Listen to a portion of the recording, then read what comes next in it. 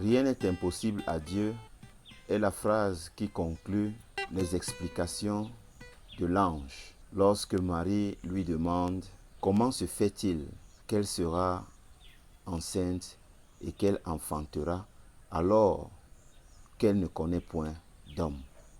Nous sommes là encore au premier chapitre de l'évangile selon saint Luc à partir du verset 26 au verset 38. Comment comprendre ces mots?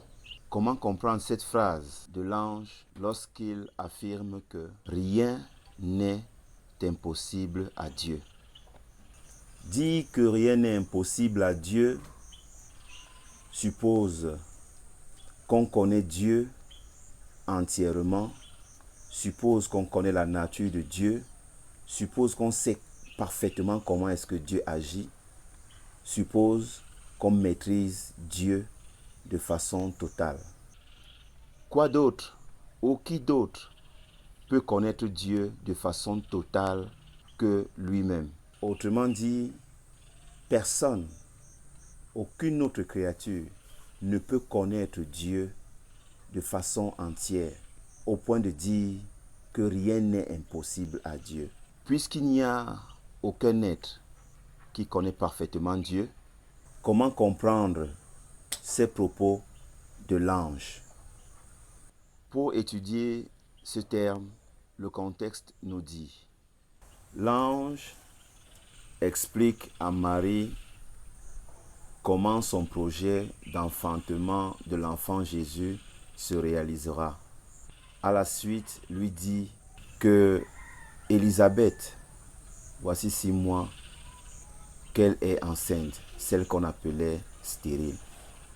Pour le cas d'Élisabeth, nous voyons très bien que ce sont les autres qui l'appelaient stérile. Le texte nous dit celle qu'on appelait stérile. Autrement dit, les autres, ceux qui l'appelaient stérile, avaient sûrement leurs arguments.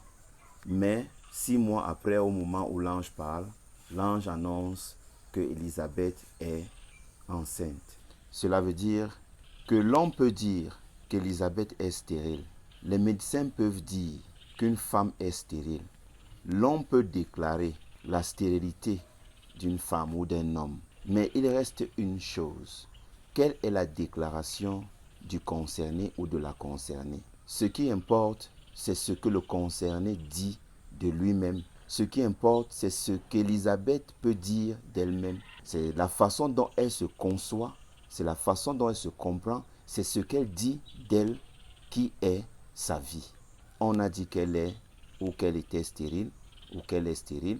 C'est ce que les gens peuvent dire. Mais Élisabeth aujourd'hui est enceinte de 6 mois. Revenons, prenons le cas de Marie.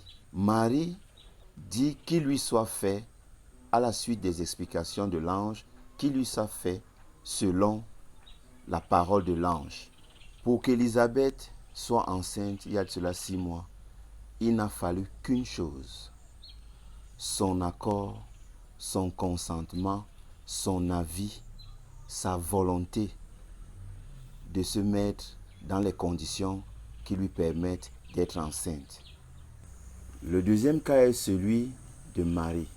Pour que Marie soit enceinte, il faut son consentement, son avis. Il faut qu'elle décide d'être dans les conditions prévues pour être enceinte. La réalisation du projet d'enfantement chez Marie n'est possible que sur son consentement, sur son avis et sur son accord. C'est celui qui veut enfanter qui décide de le faire. Qu'est-ce que nous pouvons retenir de cette phrase? Rien n'est impossible à Dieu. Et s'il le dit, dans le cas d'Élisabeth et de Marie, nous avons constaté que ceci se réalise parce que Marie et Élisabeth sont d'accord qu'un tel projet se fasse dans leur vie. Qui est donc Dieu dans cette phrase? Pour pouvoir comprendre qui est Dieu dans cette phrase, nous allons rentrer dans le texte de la Genèse. Lorsqu'en Genèse 1 au chapitre 1 verset 26, Dieu dit que créons l'homme à notre image selon notre ressemblance. Nous voyons déjà là que l'homme étant le produit de Dieu, c'est-à-dire étant issu de Dieu, là en ce moment, l'homme ne s'est pas créé lui-même selon la pensée biblique ou la pensée théologique. L'homme est créé par Dieu. Si c'est Dieu qui crée l'homme, cela veut dire que l'homme a en lui la dimension divine. Lorsque Adam et Ève, selon le récit de la Genèse, désobéissent à Dieu, en Genèse 3, 22, le récit nous dit que Dieu dit que désormais ils sont devenus comme nous.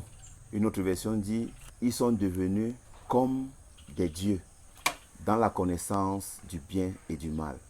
Rien n'est impossible à Dieu revient à notre niveau, à comprendre que l'homme, l'humain en général, est de la nature divine. En tant qu'être spirituel, il peut tout en ce qui concerne la connaissance. Tant qu'il a la connaissance, tant qu'il sait, il peut réaliser